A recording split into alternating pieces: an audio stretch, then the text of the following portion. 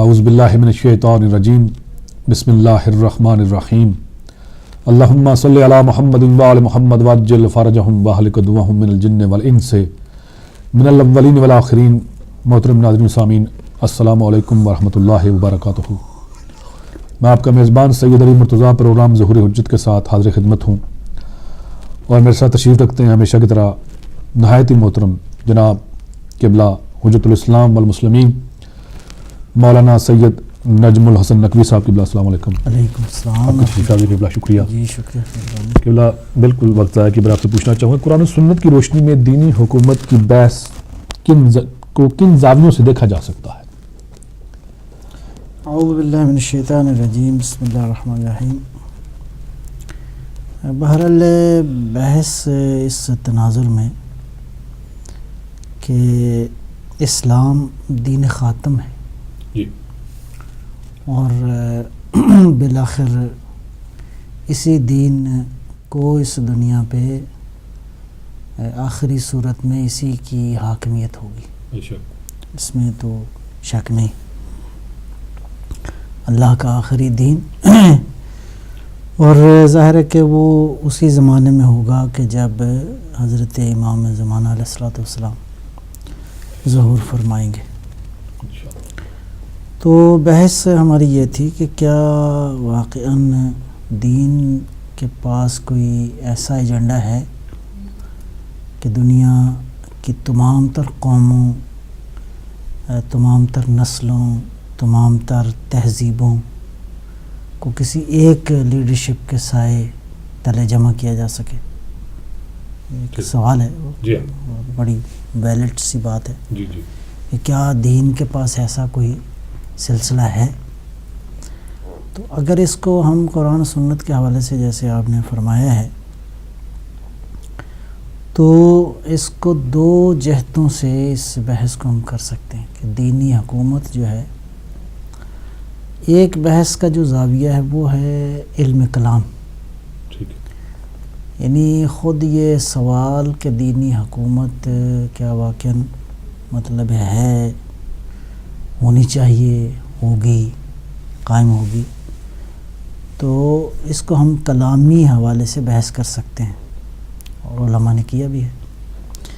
علم کلام بنیادی طور پہ کیا ہے؟ علم کلام جو بنیادی طور پر بحث کرتا ہے وہ اللہ تعالیٰ پروردگار کی ذات اقدس ہے، اس کے اوصاف ہیں، اس کے افعال ہیں۔ تو خود عقیدہ توحید کے گرد گرد جو بحث ہے، یہ علم کلام اس سے بحث کرتا ہے۔ کچھ بحثیں جو ہیں وہ اس سے مربوط ہیں، جو فرعی بحثیں ہیں، مثلا قیامت کا ایک تصور ہے، یہ توحید دیہی کے بحثوں میں سے ایک بحث جو ہے وہ آ جائے گی۔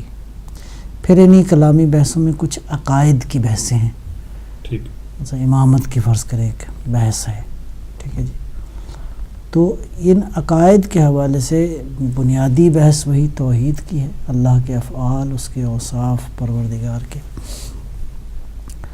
تو اس ضمن میں اگر ہم دیکھیں تو یہ جو کلامی حوالے سے جو بحثیں ہیں، پھر ایک تو زاویہ ہے، ایک حصہ ہے عقائد کا جس کو ہم عقلی دلائل سے ثابت کرتے ہیں، یعنی نقل سے آپ ثابت نہیں کر سکتے۔ مثال کے طور پر جو خداوند عالم کی، اللہ کی توحید کا منکر ہے، یہ خدا کے وجود کا منکر ہے، اس کو آپ قرآن و سنت سے تو دلیل نہیں دیں گے، اس کو ظاہر ہے کہ عقل کے ذریعے اور ان دلائل سے جن کا تعلق عقل سے ہے، فطرت سے ہے، مثلا خلقت سے ہے۔ پھر ایک بحث ہے جب توحید پہلے مرحلے میں اور اللہ کی وحدانیت، اس کے وجود کی بحث جب ہو جاتی ہے اور ایک آدمی اس مرحلے سے گزر جاتا ہے، تو اگلے مرحلے میں پھر عقائد کی بحثیں ہیں، اس کو نقلی اور عقلی دلائل سے بھی، اور نقلی دلائل جب ہم کہتے ہیں تو اس سے مراد بنیادی طور پہ قرآن و سنت ہے، اردو والا نقلی نہیں وہ نہیں، نقل یعنی جو جسی سے پہنچا ہے اور نقل کیا گیا۔ قرآن کریم اللہ سے نقل ہوا سرکار دو عالم صلی اللہ علیہ وسلم کے توسط سے، اور خود حضور کی حدیث جو ہے وہ اس کا ذریعہ یا ڈائریکٹ ہے یا پھر ائمہ علیہ السلام کے حوالے سے، تو اس کو نقلی دلائل کہتے ہیں۔ پھر ایک بحث ہے کہ جب دشمن کوئی یا اس کو جو اصطلاح میں کہتے ہیں خصم، جب آپ پہ کوئی اعتراض کرتا ہے تو مجادلہ ہے، اس سے مناظرہ ہے، البتہ اس کا علمی سٹائل جدل ہے، تو اس سے آپ دلائل جو ہے وہ دیتے ہیں۔ تو اس اعتبار سے اب کلامی حوالے سے ایک نقطہ بڑا اہم ہے، اور وہ نقطہ اہم یہ ہے کہ پروردگار متعال جو ہے اس کی ذات اقدس جو ہے وہ لطیف ہے، اور اس کے لطف کا تقاضا یہ ہے کہ اس نے جو مخلوق خلق فرمائی ہے، یہ قاعدہ لطف بہرحال ہمارے ہاں تو اچھا خاصا مورد بحث ہے کہ پروردگار نے اس کا لطف و کرم یہ ہے کہ اس نے اسباب لطف جو ہے وہ کائنات کو وجود بخشا ہے۔ اچھا، جب کائنات کو وجود بخشا ہے تو پروردگار متعال جو کہ فیض مطلق ہے، جو لطف مطلق ہے، اس کے سارے اوصاف اسی طرح مطلق ہیں، تو وہ حکیم بھی ہے۔ تو اس اعتبار سے خداوند عالم نے انسانوں کی ہدایت کے لیے، یہ اللہ کے افعال میں سے ایک فعل ہے کہ اس نے پھر انسانوں کو خلق کرنے کے بعد انسانوں کی ہدایت کے لیے انبیاء کو بھیجا، رسولوں کو بھیجا۔ ختم المرسلین صلی اللہ علیہ وآلہ وسلم جب دنیا سے جانے لگے تو انہوں نے بشریت کی راہبری کے لیے امام کو نصب فرمایا کہ اس کے بعد جو ہے یہ سلسلہ ہدایت جو ہے وہ جاری رہے گا۔ ایک یہاں پہ ایک نقطہ جو اس کے بعد ایک نقطہ اہم ہے وہ یہ ہے کہ آیا ایک تو سوال پھر یہ پیدا ہوتا ہے کہ کیا خداوند عالم نے انسانوں کی راہبری کے حوالے سے، ان کی سیاسی راہبری، ان کے دیگر زندگی کے جتنے مسائل ہیں، کیا امام علیہ الصلوۃ والسلام کی غیبت کے زمانے میں اس کو مہمل چھوڑ دیا ہے؟ یہ سلسلہ ایسے بغیر کسی راہبر کے رہے، بغیر کسی حل کے، ہاں بغیر کسی حل کے کوئی نظام نہ ہو؟ تو بہرحال اس کا جواب جو ہے وہ نفی میں ہے کہ ایسا نہیں ہے۔ تو ایک بات تو یہ ہے۔ دوسرا نقطہ یہ ہے کہ سوال یہ پیدا ہوتا ہے کہ انسان بحیثیت انسان، ہمارا عقیدہ بھی یہی ہے اور قرآن و سنت کی تعلیم بھی یہی ہے، عقل بھی یہی کہتی ہے کہ انسان بحیثیت انسان کسی انسان کو کسی انسان پر حاکمیت کا حق حاصل ہے ہی نہیں، ہے ہی نہیں، مطلقہ نہیں ہے جی۔ حاکمیت کا حق فقط ذات اقدس پروردگار کو ہے، وہ حاکم مطلق ہے اس کائنات کا۔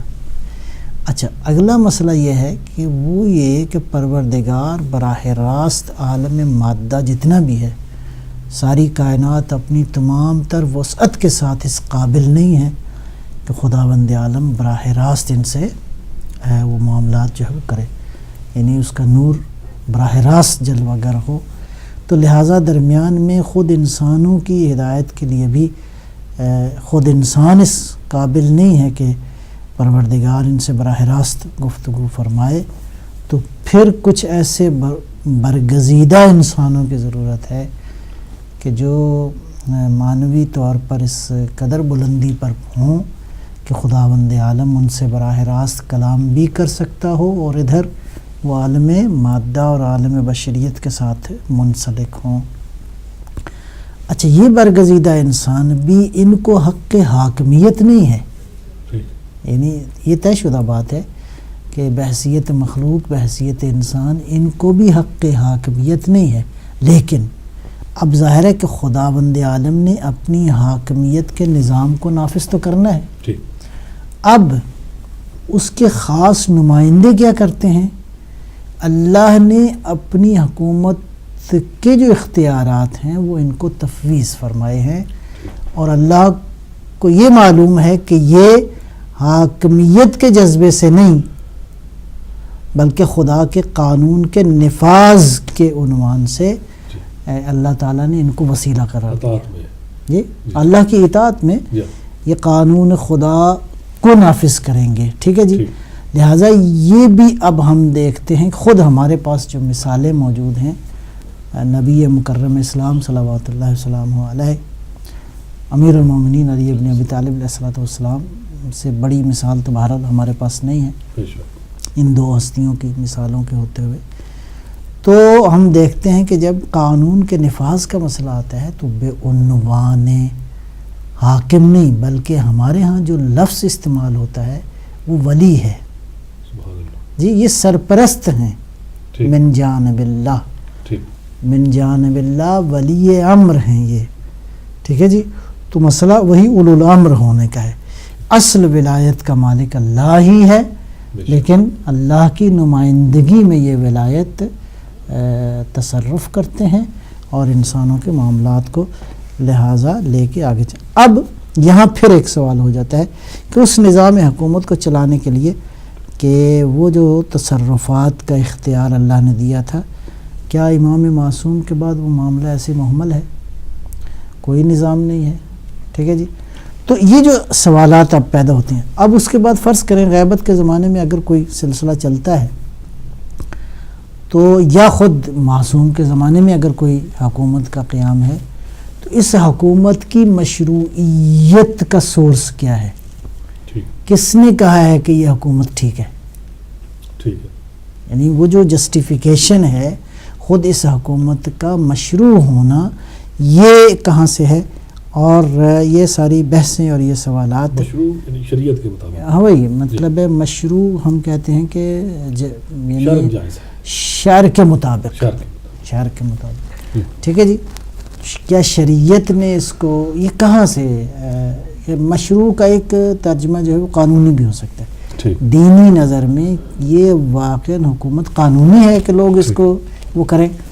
تو یہ سارے سوالات اور یہ بحثیں جو ہیں وہ اللہ تعالیٰ کے چونکہ پروردگار کے افعال سے مربوط ہیں تو اس جہت سے دینی حکومت کا قیام جو ہے وہ بن جائے گی علم کلام کی بحث. ٹھیک جی. تو کلامی بحث کا ایک پہلو ہے اور یہ بہرحال پھر اس کے مطلب با شاخ و برگ جو ہے وہ پھر بعد میں. اچھا دوسرا جو نقطہ میں عرض کرنا چاہ رہا ہوں وہ کیا ہے کہ ایک پہلو اسی دینی حکومت کا وہ ہے فقہی. جی فقہی کیا ہے؟ فقہ بنیادی طور پہ جو جس موضوع سے بحث کرتی ہے فقہ کا موضوع جو ہے وہ افعال مکلفین ہے. اللہ تعالیٰ نے جن مکلفین کے لیے احکام نازل فرمائے ہیں تو مکلفین کا فعل یہ چیز حلال ہے یہ چیز حرام ہے. ٹھیک ہے جی. اس کو کرنا ہے اس کو نہیں کرنا ہے. اور اسی طرح معاملات اور عبادات سے مربوط جتنے بھی احکام ہیں یہ فقہ کا موضوع ہے. جب افعال مکلفین ہو گئے تو اب ایک سوال پیدا ہوتا ہے کیا حکومت کو قبول کرنا شرعی طور پر واجب ہے؟ بعنوان ایک مکلف ایک سوال پیدا ہوتا ہے فقہ کیا کہتی ہے؟ فقہ کیا کہتی ہے؟ ٹھیک ہے جی. پھر مثلا سوال یہ پیدا ہوتا ہے کہ حاکم اسلامی جو ہے کیا اس کا فتویٰ ایسے ہی ہے جیسے کہ شارع کا حکم ہے؟ تو کیا کون طے کرے گا؟ تو یہ بحث فقہی ہے. پھر اسی طرح فرض کریں شارع کی اطاعت نہ کرنا تو معصیت ہے. تو کیا حاکم اسلامی کی معصیت بھی گناہ ہے؟ معصیت ہے. یہ سوالات ہیں.